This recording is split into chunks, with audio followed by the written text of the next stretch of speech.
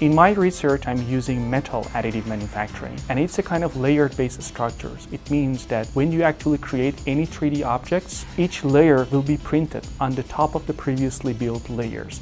Three-dimensional printing or 3D printing is essentially a must for future space missions because we will not be able to take everything from Earth. And we use those Martian regolith to print something with metals so that you can actually use these parts to replace a load-bearing structural parts in case you need it. If something bad happens in our manned mission or unmanned mission in Mars, if we can establish a 3D printing base, we should be able to do this kind of things. And this is exploratory work, these are visionary work.